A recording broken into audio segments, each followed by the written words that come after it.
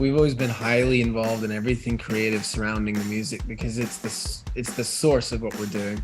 So there's a visual representation of it.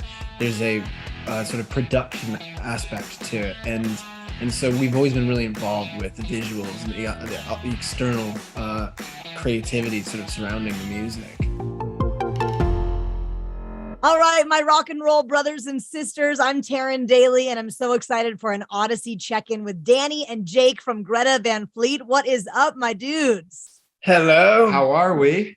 We are great. We're so excited. We have learned that you guys have a new album on the way called Starcatcher, due out July 21st, and we've heard the first bit of what is to come, Meeting the Master. How exciting is it to bring this project to life and get to share it with all your fans today? It's extremely exciting, and for a lot of different reasons too. I think the one thing that separates this album from the last album is that we can release the music and immediately tour it, which has been foreign concept. Yeah, foreign concepts lately, touching on the pandemic. Yeah.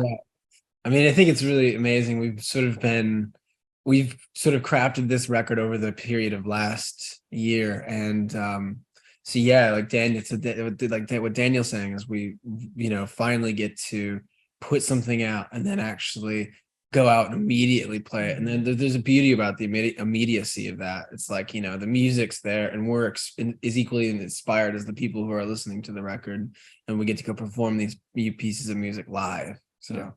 And speaking of live, I heard that this new album was actually recorded in the live setting, which I have to say, I mean, I've been listening to you guys, album versions of your songs forever. And then I see you live and it's like you knock my socks off even more. So the fact that you did this album in the live setting, how did that idea come to be? And was it just strange or different compared to the first two studio albums? I mean, I think we've sort of always been aware of the fact that a great deal of our power lies in our ability to play live, and sort of the communication of that and the form of that it's unparalleled. So the idea, I think, conceptually was the four of us talking about taking that form of energy and that sort of power and dynamic and putting that onto a record. So we decided that the approach was going to be very live to recording these. We recorded the album very quickly, and when you record in a live setting, you tend to get shit done, which is awesome. It's great.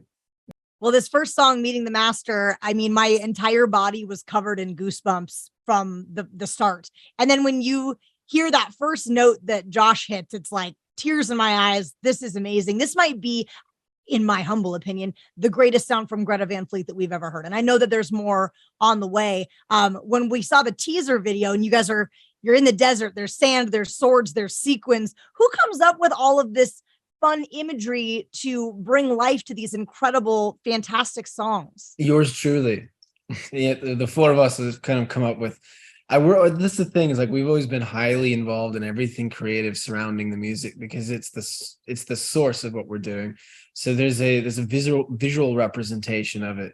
There's a sort of production aspect to it, and so we've always been really involved with the visuals and the external creativity sort of surrounding the music. Do you guys each have a favorite Greta Van Fleet song that, like, when you're getting ready to play this one live and you lock eyes with each other, you just know the party is on? Is there like one song that just kind of tops the list of favorites to play live? I think Weight of Dreams has been a bit of and Josh always puts it well, but it's a bit of the thesis of this last Dreams and Gold era or run. Yes. But we've always really felt ourselves in that one. And I think it comes down to the intricacies of these particular songs that make them maybe more appealing to play live. But I think that it's total indulgence. It's difficult for us to write short songs because we have this habit of sort of elongating and bending these sort of structures and arrangements of music. So like live, there's no holds barred. There's no rules. This shit goes right out the window. So it's like you take Age of Machine or Weight of Dreams or whatever, they become way more complex and way more drawn out. But it's totally us feeling, in tune with that and sort of communicating and having that sort of discussion on stage. There's a vernacular to it, a language, but that's and it gets into a territory where it's really enjoyable to play those particular songs like live, And in my humble opinion, that reflects on our personalities very accurately. I think Definitely. so. I mean, seeing you guys live again, that was one of the things that it just blew my mind. I'm like, oh my gosh, this is like mirroring like a Grateful Dead type of set list where you guys are expanding on these songs and you're ripping these solos, and it's fantastic to see. So when tour dates do get announced, people need to get out there and buy those tickets. So when you guys are going out on tour and you get a call from someone, when Metallica calls or Bob Seger calls and you guys are, sharing the stage with these like does your brain kind of explode a little bit? And what's it like meeting and interacting with some of those folks backstage? Well, at first you have to keep your cool, you're in contact with these people. And I think we've gotten a lot better with that. But then, as soon as the moment's over, then you take a second to reflect. And I think it's, as soon as we head out on that tour or set out for said show, is when it really hits you that these are the godfathers of music and evolution in itself, the titans of metal, giants walking the earth. It's really cool to meet these guys too, because again, like Daniel was saying, is like there's definitely nerves involved, especially when you're backstage with these guys, and then they come up, and as soon as they break the ice, it's amazing because they're just the most genuine, kind guys ever. And then you just start talking about music, and it's like we've known each other for forever. Because that's like a love language. Yeah, totally. Yeah, absolutely. Well, Danny and Jake, I'm so excited to get to spend some time with you today. We cannot wait for what is next. I'm sure we've got more new singles on the way. Maybe you can't tell me when, but in the meantime, we will be just digesting Meeting the Master. It's such a stunning song. Congratulations on some really incredible work that you've put into this album. And it's going to be coming out on July 21st, Starcatcher. People need to pre-save that bad boy right now. Absolutely, they do.